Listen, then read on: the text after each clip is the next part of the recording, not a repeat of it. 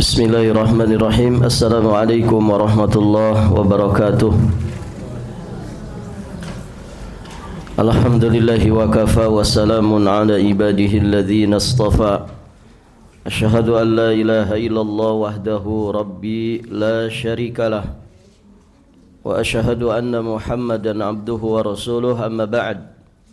Allahumma inna nas'aluka ilman nafi'an wa rizqan tayyiban wa amalan mutaqabbala. Ya hayyu ya qayyum bi rahmatika nastaghith, aslih lana sya'nana kullah wa la takilna ila anfusina tarfata ain. Para hadirin, akhwat ummahat fillah, rahimani wa rahimakumullah.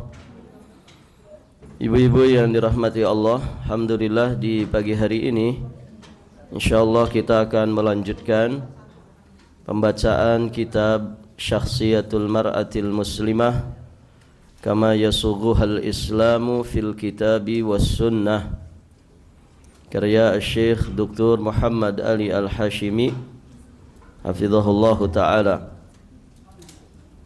Taib, ibu-ibu yang dirahmati Allah, kita masih di bab tentang al-mar'atul muslimatu ma'az zawjiha, bab keempat, wanita muslimah dan kewajibannya kepada suaminya.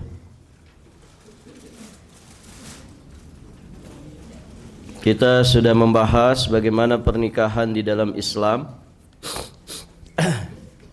Kemudian kita masih di poin pertama dari poin-poin tentang bagaimana seorang wanita bisa menjadi perhiasan terbaik dalam kehidupan ini, menjadi seorang istri yang sukses, mencapai kedudukan tinggi, dicintai dan dibanggakan, juga disayangi. Di poin pertama, tuhsinu ikhtiyariz zauj, memilih suami yang baik. Ini belum selesai ya. Taib, ibu-ibu yang dirahmati Allah, terakhir kita membahas riwayat dari Ibnu Abbas tentang kisah Barirah bersama Mughith. Taib, ibu-ibu yang dirahmati Allah, berikutnya wanita muslimah yang menyadari petunjuk agamanya, wanita muslimah yang menyadari petunjuk agamanya memiliki standar yang bijak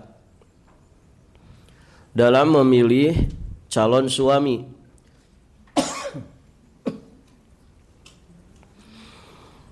Tidak cukup hanya ketampanan. Kenapa tidak cukup, Ibu?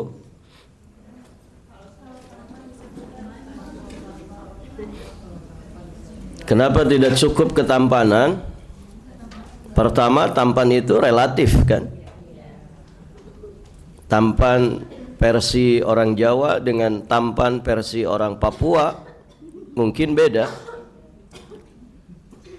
Tampannya versi Melayu dengan tampannya versi Afrika, itu standarnya pasti beda. Artinya tampan itu relatif. Yang kedua juga durasinya sebentar saja. Ya kan Ibu? Suami Ibu yang gagah perkasa, tampan, ganteng, luar biasa, itu dulu gitu ya. Sekarang barakallahu fikum, gitu ya. Jadi durasinya sebentar saja tampan itu.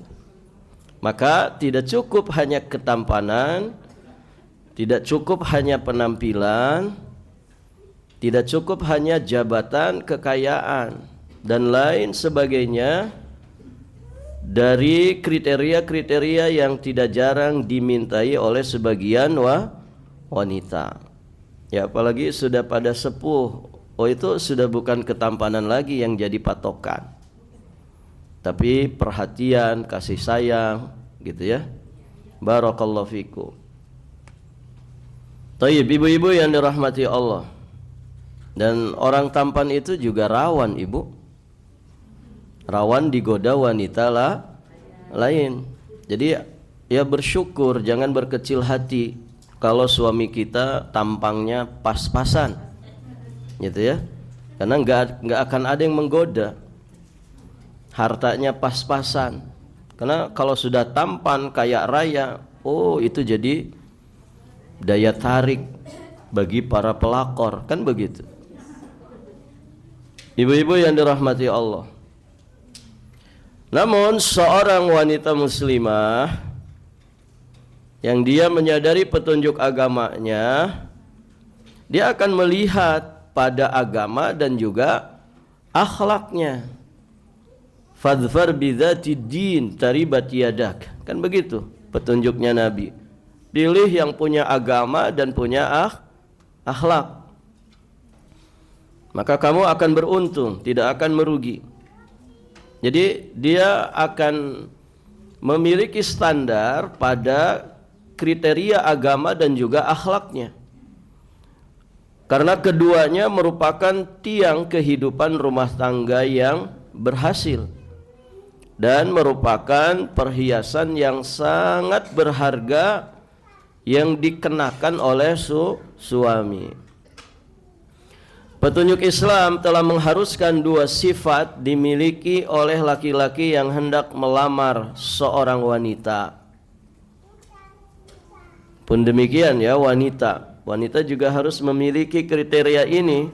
Tidak hanya calon suami saja, calon istri juga sama. Jika seorang pelamar telah memiliki kedua sifat tersebut, maka wanita yang dilamar harus menerimanya. Jika tidak, maka akan tersebar fitnah di tengah masyarakat dan akan terjadi kerusakan. Baik, ibu-ibu yang dirahmati Allah. Di riwayat yang hasan, riwayat Imam At-Tirmidzi, Ibnu Majah dan juga Imam Hakim. Idza ja'akum man tardawna dinahu wa khuluquhu fankihuhu illa taf'alu takun fitnatun fil ardi wa fasadun 'arid. Apabila datang kepada kalian seorang laki-laki yang kalian ridai agama dan juga akhlaknya, maka nikahilah dia, nikahkan dia. Dan jika tidak, maka akan terjadi fitnah di muka bumi ini dan akan terjadi fasadun 'arid, kerusakan yang besar.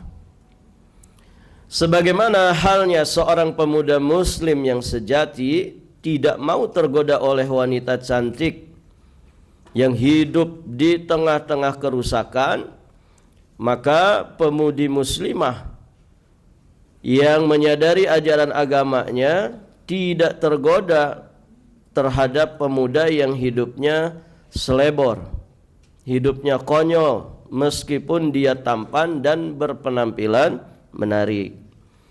Tetapi dia akan tertarik terhadap pemuda beriman yang taat beribadah, yang sadar dan berpikiran terbuka, jauh dari yang namanya kejahatan, serta bersih diri, baik agamanya dan juga moralnya. Sedangkan remaja muslimah tidak cocok kecuali dengan pemuda mukmin yang baik. Ya, sedangkan pemudi yang buruk lagi sesat tidak cocok kecuali bagi pemuda yang buruk lagi sesat. Benarlah kemudian apa yang difirmankan Allah Subhanahu wa taala bahwa al-khabithat, wanita-wanita yang keji untuk laki-laki yang keji, dan laki-laki yang keji, al-khabithina lil khabithat, laki-laki yang keji adalah untuk wanita-wanita yang keji pula. Sedangkan at-thayyibat lit-thayyibin wat-thayyibin lit-thayyibat. Wanita-wanita yang baik adalah untuk laki-laki yang baik, dan laki-laki yang baik adalah untuk wanita yang baik-baik pula. Tayyib, ibu-ibu yang dirahmati Allah. Hal ini tidak berarti wanita muslimah harus merusak kecantikan dan penampilan untuk kemudian memilih laki-laki yang jelek dan berpenampilan tidak menarik. Tetapi sebaliknya merupakan haknya, sebagaimana yang sudah dikemukakan di atas, untuk memilih laki-laki yang berkenan dalam dirinya dan diterima oleh perasaannya, baik dari sisi penampilan lahiriahnya maupun batiniahnya. Begitu. Artinya seorang muslimah juga tetap punya hak, ya. Sehingga dia tidak boleh mementingkan sisi lahiriahnya saja dan mengabaikan sisi batiniahnya. Jadi begini, ini kalau ada laki-laki si A soleh, ganteng, kaya, gitu ya. Yang A apa bu? Si A soleh, ganteng, kaya, darahnya biru lagi, gitu ya. Soleh, ganteng, kaya, turunan ningrat. Yang kedua, soleh, tidak ganteng, ya. Kemudian miskin, barakallahu fikum, darahnya merah, ya. Kira-kira yang dipilih yang mana? Yang A, ya kan? Boleh nggak seorang muslimah kemudian dia memilih? Boleh dong. Boleh, tidak ada masalah. Dia memilih yang A. Kenapa? Kenapa bu? Itu paket full kan begitu. Ya solehnya iya, kan itu yang intinya soleh ini. Gantengnya iya, masya Allah, kaya raya. Ya dia CEO misalkan. Baru turunan ningrat. Ya jelas yang dipilih itu yaitu hak-haknya. Barakallahu fikum. Ada laki-laki soleh dia, tidak ganteng, ya, miskin. Yang satu tidak soleh, tidak ganteng, miskin. Mana yang dipilih? Yang pertama. Karena apa? Patokannya adalah kesolehan. Begitu bu. Dalam masalah ini seorang wanita muslimah berhak memilih laki-laki yang seluruh kepribadiannya dapat berkenan dan diterima dirinya serta dapat menguasai kekaguman dan penghormatannya. Wanita muslimah yang memahami ajaran agamanya tidak silau matanya oleh pesona penampilan lahiriah saja, dan tidak memalingkan pandangan dan hakikat dan juga substansi dari pribadi laki-laki itu. Taib, ibu-ibu yang dirahmati Allah. Yang demikian itu karena wanita muslimah mengetahui bahwa orang laki-laki memiliki hak kepemimpinan atas wanita sebagaimana telah dinaskan oleh Al-Quran di surat An-Nisa ayat yang ke-34. Ar-rijalu qawwamuna 'alan nisa. Laki-laki itu adalah pemimpin bagi kaum wanita. Oleh karena Allah telah melebihkan sebagian mereka atas sebagian lainnya. Jelas ya. Laki-laki dalam masalah ini lebih unggul dibandingkan dengan perempuan. Dan juga karena mereka laki-laki telah menafkahkan sebagian dari harta mereka. Taib, ibu-ibu yang dirahmati Allah. Artinya ya seorang muslimah mesti harus pertimbangan, mesti harus teliti dan berhati-hati ya untuk kemudian menjatuhkan pilihannya kepada calon suaminya. Ya lebih-lebih di masa ini, ibu. Barakallahu fikum. Semoga ya Allah Subhanahu wa taala menjodohkan putra-putri kita itu dengan jodoh terbaik menurut Allah Azza wa Jalla. Taib, ibu-ibu yang dirahmati Allah. Oleh karena itu wanita muslimah harus memilih calon suami yang dapat dia banggakan kepemimpinannya atas dirinya dan merasa senang mendampinginya, serta tidak pernah merasa menyesal atas pernikahan dengannya. Ya, kalaupun menyesal, menyesalnya itu kenapa tidak dari dulu nikah sama kamu, begitu kan? Nah, itu kan penyesalan yang bagus ya.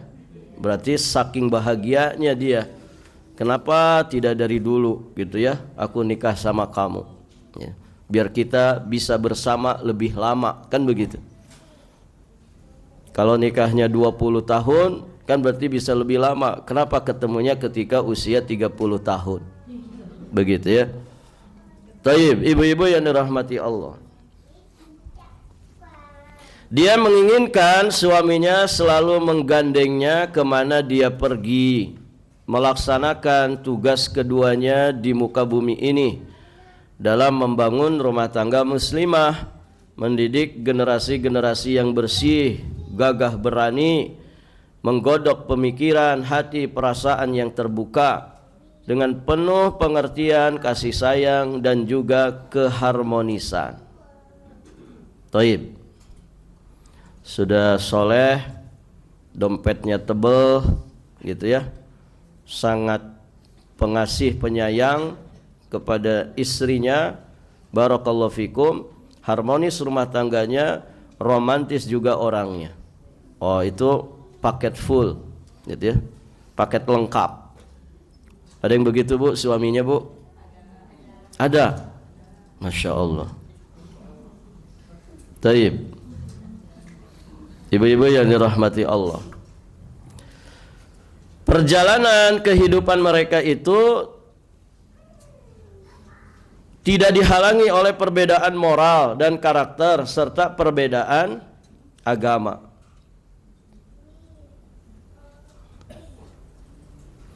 Perjalanan kehidupan mereka tidak dihalangi oleh perbedaan moral dan karakter serta perbedaan agama. Yang demikian itu karena bahtera orang-orang beriman maupun orang-orang mukmin maupun mukminah berlayar berdampingan dalam mengarungi perjalanan mulia guna melaksanakan risalah besar yang dibebankan Allah kepada manusia serta menjadikannya sebagai amanah yang dipikulkan di pundak laki-laki dan perempuan. Taib, ibu-ibu yang dirahmati Allah, sebagaimana firman Allah Subhanahu wa taala di surat Al-Ahzab ayat yang ke-35, Allah Subhanahu wa taala berfirman, Innal muslimina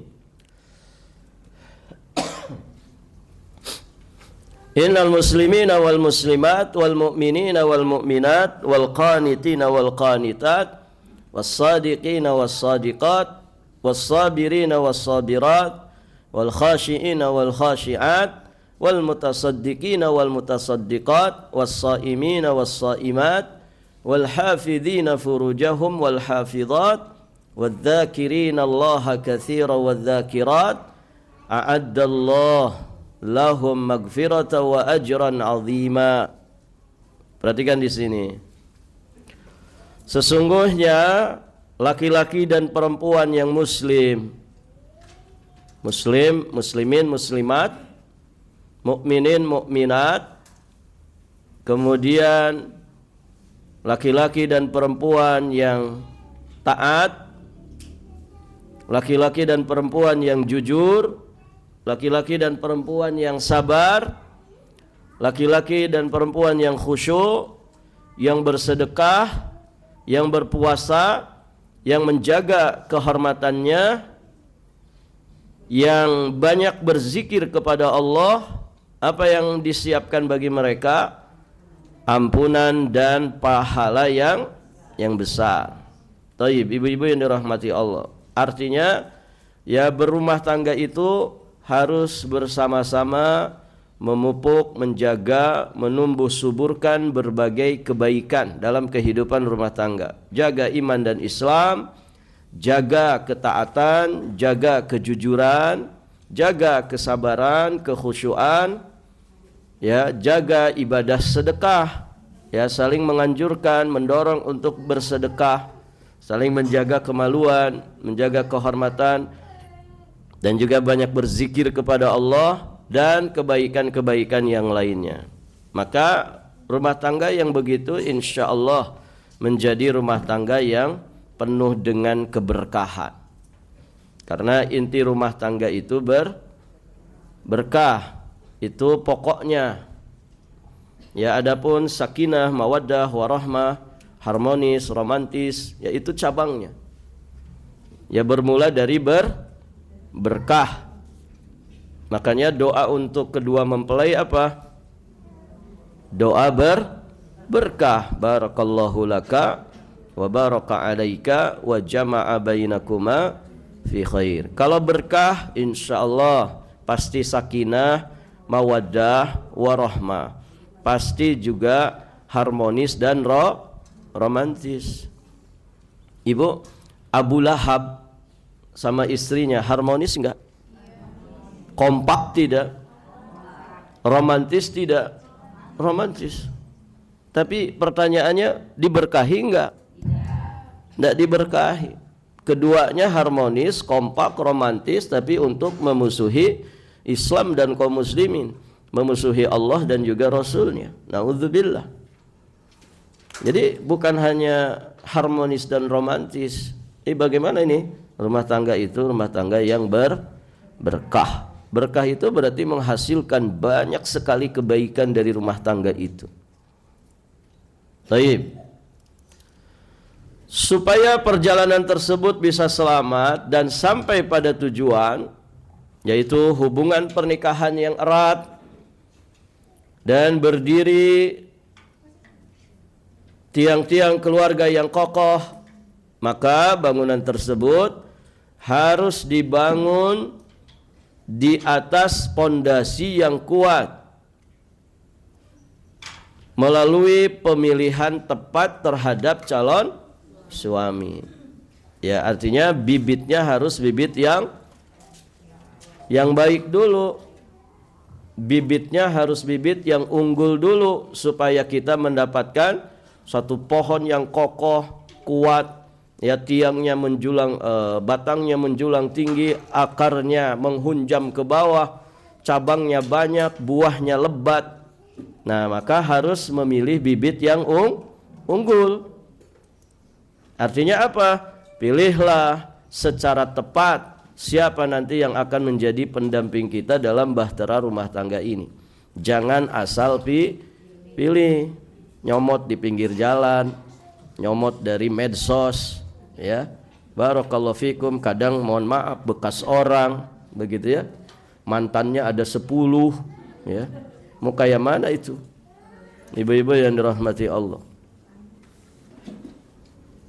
Di antara wanita-wanita muslimah agung yang memiliki kepribadian kuat dan tujuan yang luhur, juga wawasan dalam memilih calon suami.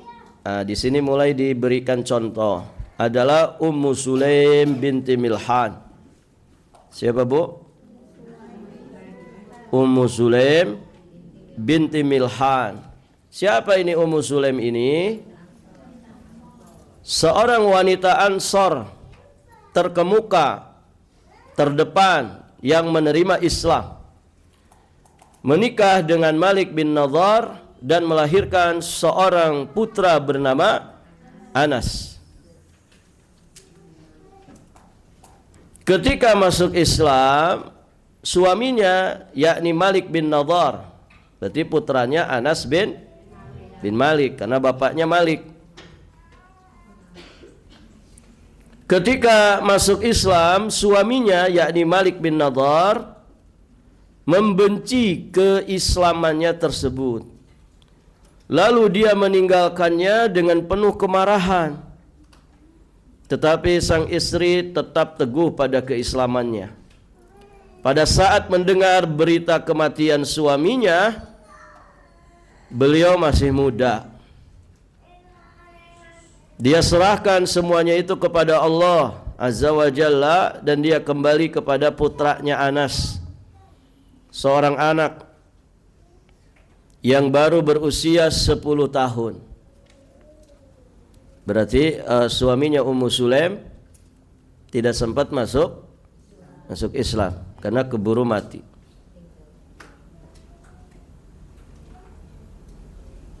Taib, ibu-ibu yang dirahmati Allah, saat itu anaknya yakni Anas bin Malik baru berusia 10 tahun. Kemudian dia berusaha menemui Rasulullah Sallallahu Alaihi Wasallam untuk mengabdikan diri kepadanya. Selanjutnya datang kepadanya seorang pemuda Madinah yang paling tampan, kuat dan kaya. Siapa?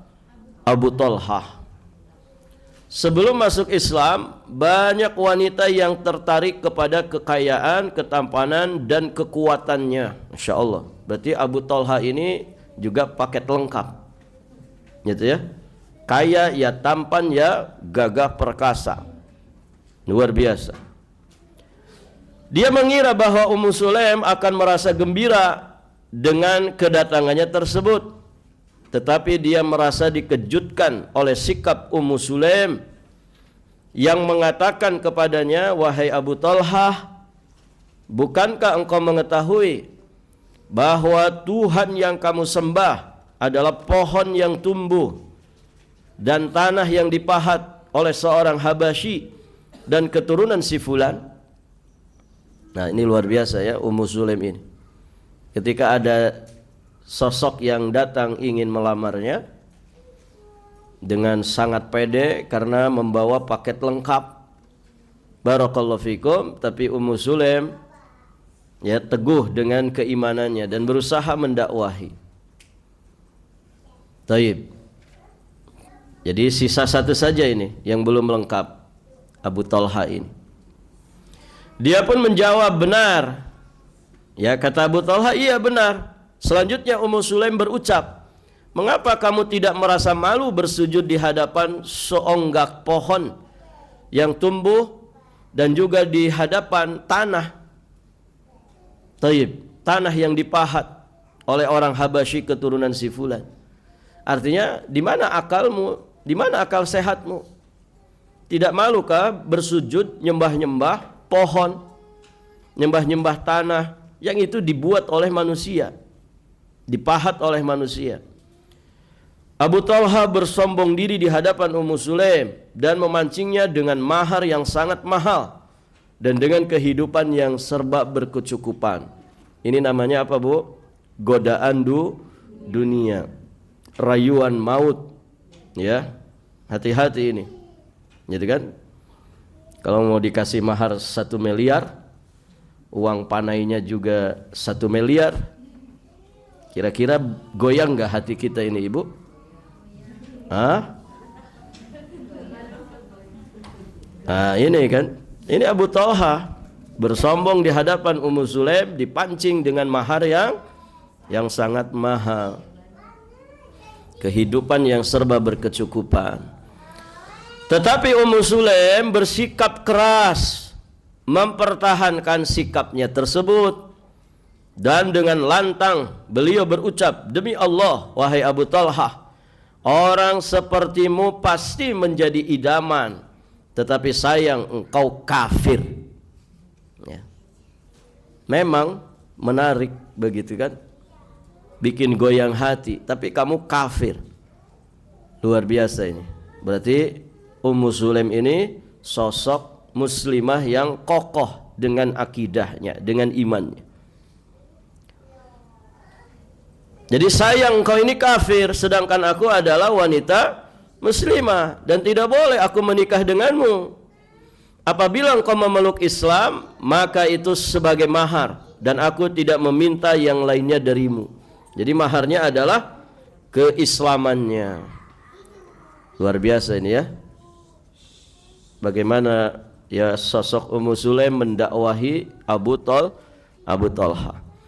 Keesokan harinya Abu Talha kembali dengan memberikan mahar yang lebih besar dan pemberian yang sangat banyak. Tetapi Ummu Sulaim tetap pada pendiriannya, tidak tergoyahkan, tidak tergoda dan tidak terayu. Dan ternyata keteguhannya itu menambah kecantikan dan daya tarik Ummu Sulaim di mata Abu Talha. Maka dia pun berkata, "Wahai Abu Talha, tidakkah engkau mengetahui bahwa Tuhan yang kalian sembah itu dipahat oleh seseorang dari keluarga si fulan, seorang tukang kayu. Dan jika kalian membakarnya, maka Tuhanmu itu akan terbakar." Nah, kata-kata Ummu Sulaim ini menyentuh perasaan Abu Talha. Lalu Abu Talha bertanya pada dirinya sendiri, apakah mungkin Tuhan itu dapat terbakar? Jadi bergumam kepada dirinya sendiri. Kemudian dengan bergetar mulutnya, beliau berucap, "Asyhadu an la ilaha illallah wa asyhadu anna Muhammadar Rasulullah." Berarti beliau masuk Islam. Masya Allah. Dari ucapannya itu Ummu Sulaim dengan perasaan gembira menyirami sekujur tubuhnya. Segera berseru kepada putranya yakni Anas, "Wahai Anas, bangunlah." Kemudian Anas menikahkan ibunya dengan Abu Talha dengan menghadirkan beberapa orang saksi, sehingga pernikahan itu pun berjalan dengan lancar dan sah. Masya Allah. Lengkap sudah ya Abu Talha ini. Di antara kegembiraan Abu Talha dimanifestasikan dengan keinginannya untuk mempersembahkan seluruh kekayaannya di hadapan Ummu Sulaim. Begitu ya. Bentuk syukur itu diantaranya adalah bagaimana kita memanfaatkan itu untuk taat. Nah, Abu Talha ingin mempersembahkan seluruh kekayaannya di hadapan Ummu Sulaim, tetapi Ummu Sulaim bersikap teguh sebagai wanita yang jujur dan menjaga kehormatannya seraya berucap, "Wahai Abu Talha, sesungguhnya aku menikah denganmu itu karena Allah, dan aku tidak akan pernah mengambil mas kawin selain keikhlasan karenanya." Luar biasa, Ibu. Ya. Susah nyari sosok Ummu Sulaim di zaman ini. Ibu kalau ditawari harta oleh suami, sudah hartaku semuanya tak serahkan kepadamu, seneng gak Bu? Enggak begitu saja diminta-minta kan? Barakallahu fikum. Ya. Ummu Sulaim tidak mau, aku enggak mau ngambil mas kawin selain keikhlasan, karena artinya keislamanmu itu sudah cukup. Padahal Abu Talha ini tadi ya, seorang yang kaya raya, ingin menyerahkan semua kekayaannya kepada Ummu Sulaim, tapi Ummu Sulaim tidak menerimanya. Ya, susah kan nyari yang begini di zaman ini, Bu? Susah. Nyarinya di mana? Ya. Taib, ibu-ibu yang dirahmati Allah. Kayaknya di sini juga belum tentu ada kan? Ibu-ibu yang dirahmati Allah. Ummu Sulaim mengetahui bahwa dengan keislaman Abu Talha, dia tidak akan hanya beruntung mendapatkan suami yang berkecukupan saja, tetapi dia juga mendapatkan keuntungan pahala dari Allah. Suatu keuntungan yang melebihi kepemilikan harta, kepemilikan onta yang paling baik di dunia ini. Sebagaimana yang didengarnya dari sabda Nabi, riwayat Imam Bukhari dan Muslim, "La yahdiyallah bika rajulan khairun min an yakuna laka humrun na'am." Supaya Allah memberi hidayah kepada seseorang melalui lantaran kamu, itu lebih baik daripada kamu memiliki humurun ni'am, yakni onta merah atau onta yang termahal, onta yang terbaik. Artinya ketika Ummu Sulaim berhasil dengan izin Allah menjadikan Abu Talha mendapatkan hidayah Islam dari Allah, maka itu sejatinya lebih berharga dari seluruh harta yang akan Abu Talhah berikan kepada Ummu Sulaim. Jelas ibu, pahala di sisi Allah itu jelas lebih baik. Walal akhiratu khairu wa abqa. Pahala akhirat jelas lebih baik. Harta itu bisa habis nggak ibu? Bisa. Apalagi orang tidak ngerti manajemen harta. Dikasih 1 miliar seminggu bisa habis. Ya kan ibu? Barakallahu fikum. Apalagi ya wanita yang godaannya shopping gitu kan. Keranjangnya sudah banyak gitu kan. Keranjangnya di HP itu sudah banyak. Tinggal nunggu aliran dana. Ya. Ketika ada aliran dana sudah check out semua itu kan. Barakallahu fikum. Keranjangnya sudah 30 gitu kan. Luar biasa. Ini wanita di sana, Bu ya. Bukan yang di sini.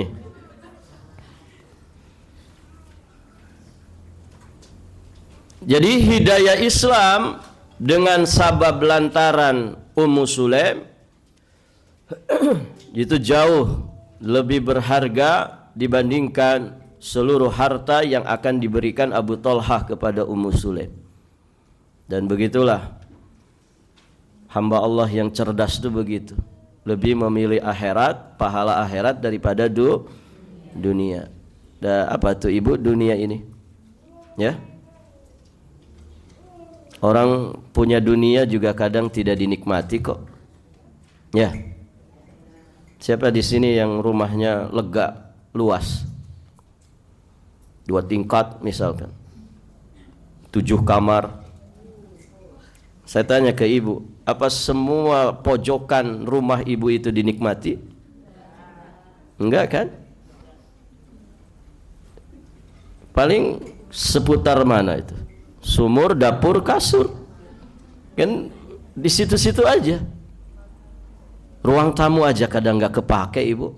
Wong nggak pernah ada tamu. Ya. Syukur lebaran sekali setahun gitu kan ada tamu. Bukan orang penting, nggak ada tamu. Kadang sofa mahal itu nggak ada yang dudukin kok. Kucingnya aja yang dudukin, yang nikmatin. Ya kan? Apa semua pojokan rumah ibu dinikmati semua? Kan enggak juga. Paling kamar pribadi, ya, WC, dapur, sudah gitu aja. Ada orang rumahnya lega, enggak dinikmati semua kok. Ya, itu dunia yang sangat terbatas. Ibu yang duitnya miliaran di rekening, dinikmati enggak? Enggak, wong enggak ada kok. Jadi, ini misalkan kalau yang punya, ada orang duitnya miliaran tapi tidak pernah dinikmati, cuman tertulis saja di buku rekening 3M gitu ya, nolnya berapa tuh, nolnya 9. Kita juga bisa bikin aja, terserah gitu kan, kan sama-sama tulisan ya. Kan begitu bu. Ada orang tuh punya duit banyak tapi nggak dinikmati kok. Kenapa? Itulah keterbatasan manusia. Keterbatasan manusia.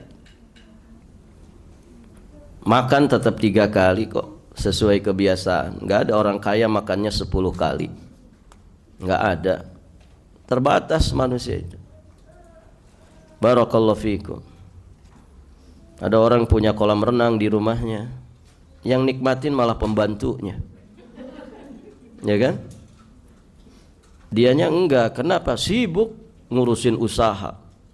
Ya, dia dirut, direktur utama. Nggak sempet nikmatin rumahnya. Mohon maaf, kadang istrinya saja jarang disentuh. Kenapa? Karena sibuk. Ya, ngurusin cabang usahanya di Samarinda, nanti sebentar berangkat ke Makassar, sebentar berangkat ke Surabaya. Kasihan, ya, istrinya dianggurin. Barakallahu fikum, anak-anaknya terbengkalai. banyak duit memang iya, tapi tidak menikmati. Nah, itulah dunia. Ya, itulah dunia. Ibu-ibu yang dirahmati Allah. Barakallahu fikum. Terhadap wanita yang agung seperti ini, hendaknya wanita muslimah mau meneladaninya, dan darinya dia dapat mengambil kejernihan iman, kekuatan kepribadian, keselamatan akidah, serta pilihan yang baik dan tepat. Jadi sosok Ummu Sulaim itu harusnya dijadikan teladan oleh para wanita muslimah yang datang di masa-masa berikutnya. Barakallahu fikum. Baik, ibu-ibu yang dirahmati Allah, poin berikutnya,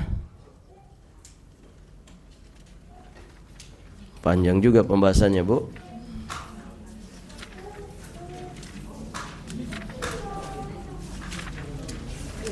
Panjang sekali ini.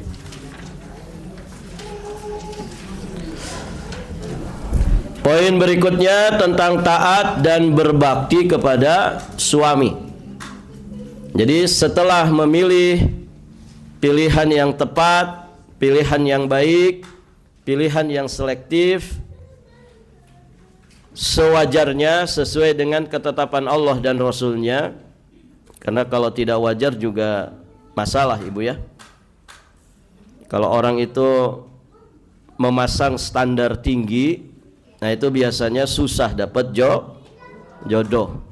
Pokoknya suami saya harus gagah, ganteng, kaya raya, darahnya biru, begitu ya, soleh, hafiz Quran 30 juz, hafiz hadis 5.000 hadis, hafal sohihain, begitu ya.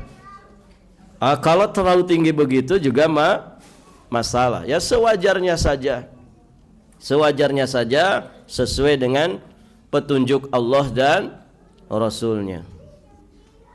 Dan kita juga harus ngaca diri kan, ibu. Kalau standarnya terlalu tinggi, terus siapa kita? Nanti kalau jomblang gimana? Ya, suaminya ada di puncak kebagusan, dianya ada di bawah. Ya nggak nyambung nantinya. Gitu ya, nggak nyambung. Suami nyari wanita yang hafizah 30 juz misalkan, suaminya 3 juz 30 saja nggak hafal, nyambung nggak itu? Nggak nyambung. Ya ngaca, kita juga harus ngaca. Ya, punya pilihan yang baik, punya harapan yang baik, bagus. Tapi segala sesuatunya disesuaikan dengan petunjuk Allah dan Rasulnya. Nah setelah itu baru kemudian kewajiban berikutnya adalah taat dan berbakti kepada suami. Ini pembahasan yang sangat penting. Barakallahu fikum.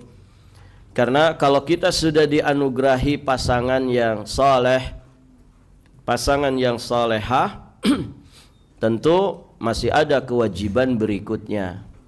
Syukuri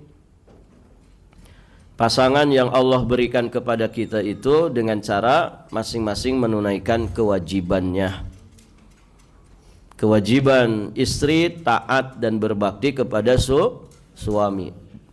Ya, wanita itu kalau sudah nikah maka suaminya nomor pertama dibandingkan dengan kedua orang tuanya. Barakallahu fikum. Ini kita bahas nanti saja, ibu ya. Soalnya panjang banget pembahasannya. Insyaallah ta'ala berarti di bulan depan ya kita lanjutkan lagi pembahasan ini biidnillahi ta'ala. Demikian, barakallahu fikum. Saya kira cukup sampai di sini. Insyaallah ta'ala nanti kita lanjutkan di kesempatan berikutnya. Subhanakallahumma bihamdik, asyhadu an la ilaha illa anta astaghfiruka wa atubu ilaik. Assalamualaikum warahmatullahi wabarakatuh.